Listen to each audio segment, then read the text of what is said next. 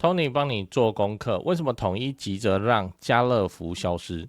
他真正想要的是让这个选择消失掉。这是我们来讲一个你听了会很感慨的新闻就是陪伴我们长大的家乐福真的要消失了但是比消失更可怕的是，它消失的是统一布局十几年的最后一步棋。未来你我的生活将无法脱离统一集团，除非你上山打猎自给自足，不然你根本就无法不使用到统一的产品就算你特别去挑制造商，也很可能是挑到什么统一入股的。嗨，我是电商 Tony 陈，欢迎收看 Tony 帮你做功课。这个系列不讲大道理，只带你看精彩的商业案例跟八卦。那你也可以思考看看能不能运用在自己的公司如果能确实增强你的生意你也不用谢我，永远记得善待你的员工跟客户就好。那我们就开始吧。上一集我们讲了Foodpanda 又被收购了这是我们来讲家乐福即将消失。这是讲一个说你听了会很感慨的一个新闻就是家乐福真的要消失了，陪伴着我们童年回忆的家乐福即将走入历史。那新闻标题我念一下：台湾家乐福即将改名，卖场商品清仓，公司公告4字新名，网喊不习惯。那内容是这样，就是家乐福之前不是被统一给收购了嘛，那时候也是满城风雨啊。然后现在就有网友发现说，我明明是去家乐福，怎么我拿到的是康达盛通的发票，怎样又怎样的，最后才搞清楚说，原来家乐福现在公司名已经正式改掉了，叫康达盛通那预计今年年中就会开始陆陆续续换招牌。你看看这个全台招牌商摩拳擦掌，全台家乐福都要换。那目前呼声最高的是他内部投票投出来的名字就是家乐福要改名，改成什么？乐家康乐家康这个名字你觉得这个名字怎么样？我用 AI 做对比图给你看，就原本是这样，就我们大家以前从小到大家乐福嘛就长那样，很正常改完名之后长这样那个家乐福的 logo 图案是也要改了，我也不知道它新的长怎样还是放以前的，好吧也行吧没有到太违和就是了。顺便提一下，就是如果你想要买便宜的话那你现在是真的可以找时间去家乐福逛逛的因为它现在有很多的家乐福自有商品都在减价出清，自有商品搞不好你可以捡到便宜。然后家乐福之后要改什么新名字还不知道，还没公布不过我看这个乐家康应该板上钉钉了，因为他们自己的内部人员也说，投票好像也没比这个更好的名字那统一是还没正式宣布。那这个康达盛通是公司的公司啦，不是那个招牌的公司就跟我们去一些什么什么那个品牌店里面买东西，我拿到的发票不会是他牌子的名字这样再来你要知道为什么家乐福要改名那我们讨论一下为什么家乐福好端端的却要改名字。我先讲官方版本最主要的原因当然就是跟法国家乐福的品牌授权合约就结束掉了，所以他现在要改名。那会向法国要求终止授权的原因，你可以看我框起来的地方。简单的说，就是从2023年7月开始，台湾家乐福就已经是统一100%持股了就已经是统一的形状了。然后法国家乐福的经营理念跟统一集团有所差异，这当然。那为了给消费者更好的体验，就只能忍痛跟法国家乐福说拜拜，这样忍痛你看这个说法的包装有没有很漂亮？事实上是怎样？事实上是趁他病要他命。我们刚才讲的这篇新闻它发布的时间是2025年的12月19号。好，这个时候发生什么事情？那个时候的家乐福遇到的是川普关税，对不对？川普关税发威，你看这张截图，股票正好在相对低点，整间公司自顾不暇，深陷泥潭那统一就在这个时间点去跟法方谈终止品牌授权。你想想看，法国家乐福呢，他自己股价在低点全球市场又在收缩他要怎么跟统一狮子大开口？要他付高昂的违约金，所以统一就是看准这个时候，然后直接长驱直入去把这件事情敲定。不得不说，统一真的很厉害他内部都有高人，因为我都开过会，那真的很厉害。而且这个宣布结束品牌授权也意味着家乐福在亚洲全面溃败我来帮你盘点一下家乐福的亚洲溃败史2005年退出日本，你看2006年出售韩国事业，你看日韩都不要它了。2010年出售泰国事业，这个我就有点东南亚也不要它然后2012退出新加坡，2012出售马来西亚，2012出售印尼60%股权啊，是怎样？这个东南亚已经守不住了。那2019出售中国80%，2022出售台湾事业部，2025年终止台湾品牌授权。我们甚至可以这样子说，在台湾家乐福今年完成改名以后，家乐福这个品牌就会正式从亚洲消失掉，不是很唏嘘啊？为什么？现在是怎样？是全联太强，是不是？这是我们的童年回忆哦。那也补充一下，家乐福现在的状况是怎样？首先是法国总部哦。法国总部现在已经彻底放弃亚洲市场，并且把指引的重心全撤回欧洲跟拉丁美洲。现在正在专心经营的就是法国、西班牙、巴西这3个市场。而且他们有特别提到，就是有将资源倾向巴西，期待巴西能够成为未来的成长引擎。最后你要知道统一急着改名的原因，那我们最后就来讨论说为什么统一要急着改，也聊一下说统一改名为什么会显得那么急促，跟你分享我的思考。我想急促是有原因的。来，你看这个新闻标题，家乐福改名，罗志先授权合约未到期不急着改。罗志先先生是现在统一的董事长，然后这一篇是去年5月29号的新闻。你看我划线的地方，改名是一辈子的事，且授权合约还未到期不急着改。讲那么好听，结果怎样？去年年底就宣布结束授权，今年4月全面改名，啪啪打脸啊！那我的猜测是以下几个原因。第一个原因，因应全联的战略性调整。讲到家乐福，那自然就会讲到全联。家乐福要改名，你看那个全联大润发，现在是改名成大全联。大全联这件事情什么时候发生？你看这个标题，贺大润发加入全联集团，于8月1号起品牌更名为大全联。有没有更好的取法？大全联意思是它是比较大间的全联，是不是？去年8月1号，全联已经开始整并自己的集团资源。那统一看一看就觉得说，哎呦对手卡丘加紧哦，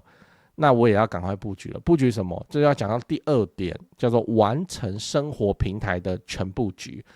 就是他要先把家乐福从大家的印象中抹除掉，并且也要更加活用家乐福累积出来的会员资料。这个是我的判断啊。就是统一在跟法国家乐福签的品牌授权合约中，应该是会提到说，台湾统一想要进行什么样的操作，都需要先知会法国家乐福。当然嘛，甚至是他们怎样有权打枪，有权干预，很正常啊。因为品牌方怕你乱搞啊，所以前面的新闻稿才会提到说，你看双方经营理念跟管理模式有所差异，那对统一来说就是好麻烦哦。我要做什么事情还要你同意哦。好麻烦。我们台湾人就是喜欢卷，你法国讲究人权，你就不让我来卷。而且我未看先猜哦，那个法国是这么保护人权的国家，那法国家乐福对于会员资料，对不对？这个欧盟那边对个资非常严苛啊。对统一来说，这个会影响我啊，全通路布局啊。我想要做一些操作，你在那边喊不行不行哦。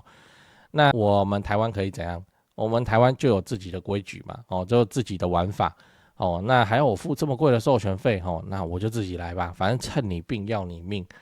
好，跟家乐福结束授权，就这样子成型了。然后我讲一个题外话，这个全通路布局不是空穴来风哦。我有2个证据，第一个证据是现在改名的企业名称叫什么？你再看一次，叫康达盛通生活事业股份有限公司。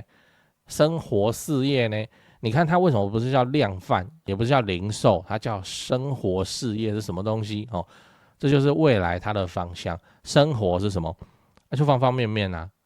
都叫做生活啊。今天你是量贩店，明天你可以是什么？你可以卖保险，你知道吗？事实上已经有。来，你看这张截图，康达盛通保险经纪，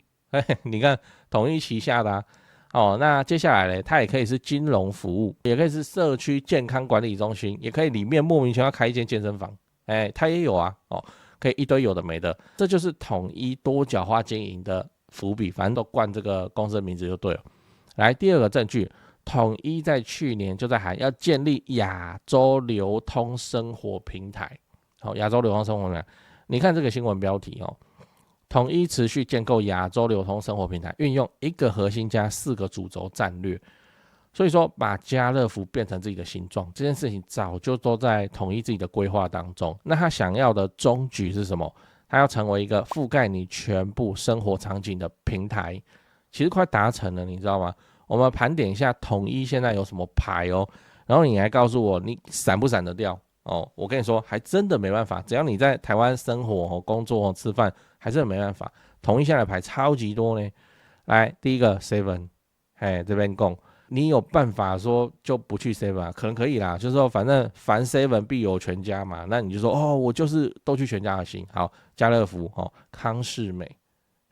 星巴克哦，博客来、雅虎购物中心、PC Home、黑猫宅急便、统一梦时代，然后 Mr. Donuts 哦，酷盛食是冰淇淋那个21世纪风味馆，哇，一大堆企业，这还是企业哦，我还没讲统一的牌子哦，那个一大堆哦。甚至我们可以这样子讲，食衣住行里面，大概我们都离不开统一了。食跟衣就不用说了，住你说统一光什么太子建设，统一是太子建设大股东，它统一又没车，速卖乐加油站，这个也是统一旗下加油站，所以我们的生活真是被包围，离不开统一。很可能你的某间爱店，或是你很喜欢的某某产品，其实它就统一旗下某个分公司，或是某个孙公司的，甚至说统一就是股东啊，这间公司的大股东。而且现在统一在做的事情，就是把这些散落的点，要把它编成一张网。改名家乐福这件事情，就是在零售类布局的最后一块拼图。你想想看哦，当消费者的会员点数可以在各品牌之间自由流动，那会有多大的竞争力？例如说，你早上在星巴克买咖啡，那累积的点数，就去乐家康折抵购物嘛，那甚至他直接发给你一个50块的乐家康折价券之类的，限你3天内用掉，你要怎么抗拒？你去哪买不是买？这就是亚洲流通生活平台想要干的事情，食衣住行啊，把你的人生打包起来啊，这个无所谓讨不讨厌统一吧，至少它是我们自己国产的，你走进任何一间店买的任何一个产品，那不是统一做的，就是统一有入股也行啦，至少统一的企业形象没有糟到哪里去嘛。最后你会发现一个现象，就是你以为你有很多选择，其实所有选择的背后大概都跟统一有关系，而就是韩国那句话嘛，那个韩国人从出生到入土都离不开三星，可能是这样。统一可能要类似的做法，反正就是生活事业，把你的生活包起来。讲完了，今天的分享就到这边，也欢迎你底下留言分享，你认为家乐福改名最好要改叫什么？我先讲一个我的版本，大统一，怎样？我就直接跟你那个大全联正面对干，而且大统一听起来超有气势的。好，那你的留言我是都会看，然后我这个频道有开通 YouTube 频道会员功能，请你直接刷信用卡支持我，让我可以投入更多的钱与时间把节目做得更好，把商业世界中人家做生意的成功之处或失败之处拆解给你看。失败我们就避坑嘛，成功我们就模仿。电商偷你城帮你做功课系列，值得你加入频道会员。祝你生意兴隆，祝你开车在外刚好都找到停车位。讲八卦，讲八卦，很多莫名其妙的八卦，就是改名嘛。然后网友也在帮家乐福想啊，改什么名字？家乐福要改名，他说他改家乐湖，家乐湖，那个姓氏湖，家乐湖，因为他阿嬷都这样子念，有道理。来第二个，改大家乐，大家乐，家乐福嘛，然后那个家跟乐都有了，那就来个大全联的大家乐，大家乐好像是那个。好像保钓的东西吧，赌博的东西吧。第三个叫福乐家，也有人说要福乐家，那个福乐家怎么好像它不是已经有卖牛奶吗？福乐牛奶然后为什么要改福乐家呢？有一个考量就是你把福乐家倒过来念，对不对？那都不用改，甚至招牌也不用改，直接让人家倒着看就好了。然后讲讲那个家乐福的神秘客制度家乐福是有神秘客的，然后这个神秘客就他们内部叫 SST Service Standard Test 那就是业界公认最严苛的神秘客。家乐福的神秘客就是要去抓他们那个毛病的啦然后说怎么样？说经常有的测试是会拿一盒要冷藏或冷冻的东西，然后就去丢在什么卫生纸区毫不相干的就对了，就是拿着就去丢来模拟那个消费者会乱搞。好，那如果员工超过15分钟没有巡到把它归位的话那这间店的考评会有问题。它的考评有问题就是大家一起扣钱，然后大家一起扣奖金。所以我们在家乐福才会看到一堆员工巡来巡去这样不是他那么爱走，他抓你偷东西，他是怕那个神秘客，就这样排雷啦然后他们还有另外的工作，就是我说那个员工就是要把那个牌就货架上，只要就货架上不是拿了你就少一个，另一边拿了个少一个，看起来就是没那么整齐他要去把它排整齐，形成一个视觉上很丰富很好看这样这也是神秘客要抓的东西。那个有一个社团，然后在写这篇稿子的时候去看那个蛮有趣的，有一个社团叫靠北家乐福里面大概都是家乐福工作人员，他们骂神秘客用骂的呢，用诅咒的呢所以神秘客真的是很造成他的困扰。来第二个八卦，天母店的特权天母店，天母家乐福天母家乐福是全台湾家乐福的实验场实验场是什么东西？精品。他说天母的客群跟台湾都不一样而且是超神的神级店面，因为外国人很多然后像是几万块的松露或是世界冠军起司，只有天母敢进货，而且天母是故意进货的，因为天母店的富太太们贵妇们如果不买账的话，那就表示连天母都卖不动，那台湾卖不动，他就会把进货这样子以后就进不到了。所以说如果你有路过的话，你可以去天母家乐福去看，应该可以看到很多那种外县市都不会有的东西。就总部的判断就是，连天母那种消费力最强、外国人最多的地方，都撑不起来，那就表示其他的店就不用试了，所以是一个实验场。那你要去找一些很贵你要去找一些很新奇的东西，你要去天母家乐福，这是真的吗？我也不知道。然后再来法国长棍，家乐福蛮有名嘛，它的那个烘焙的那一区或者那个欧式面包嘛法国长棍结果它的长棍这么顶是我都不知道长棍在法国说受法律保护啦1993年面包法啦成分只能有面粉、水、盐、酵母，就这样，超级单纯超级有机、超级健康。那家乐福在台湾推广的传统法国长棍就要符合这个叫面包法，所以它在台湾卖要符合面包法它要量出那个标准，量出那个重量55到65公分之间重量要是标准的250克然后表面的割痕要是5到7道敲击要有声音然后要无添加认证无添加认证，而且是在量贩店里做出来的这个烘焙法国长棍就只有家乐福结果是在量贩店，我还以为是那种街头巷尾那个什么冠军面包师傅自己开的才会去这样要求，就是法国就这样要求了，所以说就很顶法国长棍在家乐福的话是如此高品质的东西所以不能小看我想说没东西卖嘛，讲到法国要有法国长棍才来做嘛不是但这个真的就是法国人的日常，法国人的灵魂而且它受面包法保护。然后再讲一个八卦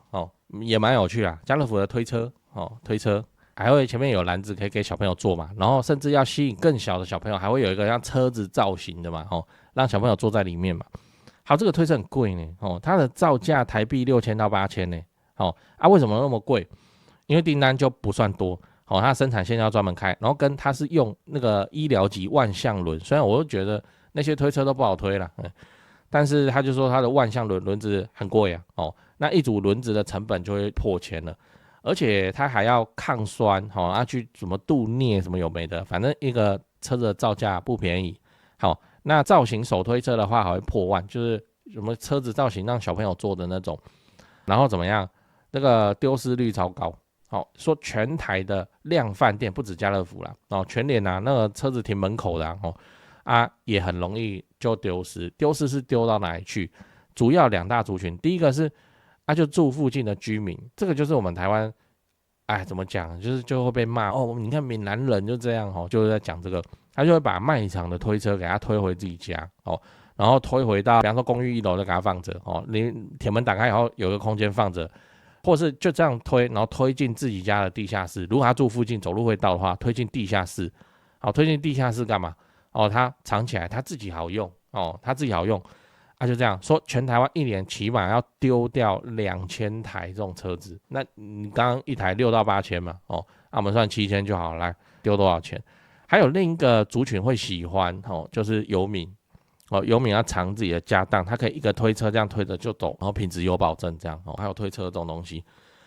游民喜欢这种推车好像也很合理，对不对？因为前面有讲到嘛，它有一些涂层它要镀镍、镀铬什么有没的，抗酸碱、防雨、防紫外线，刚好对不对？完全符合游民的使用情境，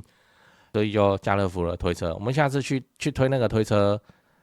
就把它还回去了没什么一定要推回自己家这种事情